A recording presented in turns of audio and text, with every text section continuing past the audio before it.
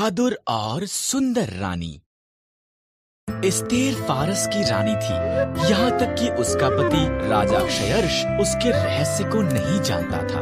Esther यहूदी थी। Esther का रिश्तेदार मोर्दकै महल में कार्य करता था और उसकी देखभाल भी करता था।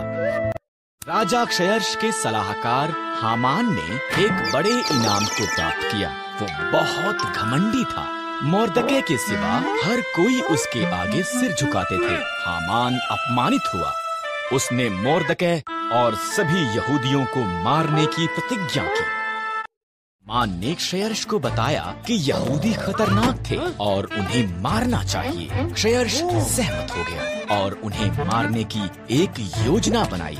मोर्दकै डर गया था और रानी एस्तेर को ये संदेश भेजा कि मन को बदल। मोर्दकै ने कहा, अगर मैं उसके निमंत्रण के बिना जाऊं तो वो मुझे भी मार देगा। एस्तेर ने जवाब दिया, शायद तो इसी पल के लिए रानी बनाई गई थी। मोर्दकै ने कहा।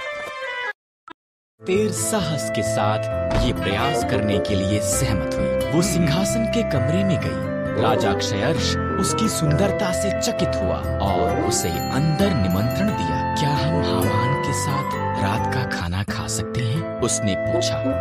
हामान उसके पिछले आंगन में एक बड़े खंभे का निर्माण कर रहा था। उसने इस पर मोर्दकै को मारने की योजना बनाई थी। तब राजा का निमंत्रण आया, इसलिए हामान रात के खाने के लिए महल में गया।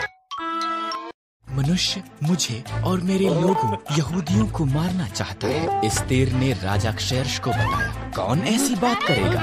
उसने पूछा। दुष्ट हामान। एस्तेर रोई। हामान, सिपाहियों, उसे मार दो।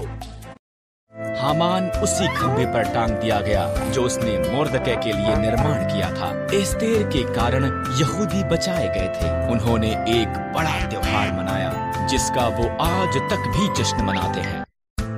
बार बनती है। नहम्याह फारस के राजा अंतर्क्षत्र का पियाऊ था। नहम्याह ने सुना कि यरूशलेम विनाश में पड़ा था और ये कि उसके मित्र वहाँ पर परेशानी में थे। उसने उनकी सहायता के लिए परमेश्वर से कहा। परमेश्वर ने राजा अंतर्क्षत्र के साथ बात करने के लिए नहम्याह को साहस दिया। नहम्याह ने पूछा कि क्या वो यरूशलेम जाकर उनकी दीवार बनाने में सहायता कर सकता है। अंतर्क्षत्र सहमत हो गया। नहम्याह यरूशलेम के लिए निकल पड़ा। नहम्याह यरूशलेम में घूमा। हालात जितना उसने सुना था उससे भी बुरे थे। ये एक बड़ा कार्य है, उसने उसके लोगों से कहा, पर परमेश्वर की सहायता के साथ हम इस दीवार का पुनः निर्माण कर सकते हैं। प्रत्येक ने परिवारों में और समूहों में पहले फाटकों का निर्माण करने के लिए कार्य किया। उन्होंने भेड़ों का फाटक, मछली फाटक, तर्राह के फाटक और अन्य फाटकों को ठीक किया। तब उन्होंने दीवारों का पुनः निर्माण करना आरंभ किया। पहले तो उनके दुश्मन हंसे, पर जैसे जैसे दीवार ऊंची होती गई, उन दुश्मनों ने हमले की तैयारी की। इसलिए परमेश्वर के लोगों ने एक हाथ में औजार और दूसरे हाथ में एक तलवार के साथ कार्य किया। केवल 52 दिनों के बाद दीवार पूरी हो गई थी। इजरा याजक ने परमेश्वर के लोगों के लिए व्यवस्था पढ़ी। उन्होंने परमेश्वर के नियमों का पालन करने का वायदा किया और उनकी सुरक्षा करने के लिए उसकी स्तुति की।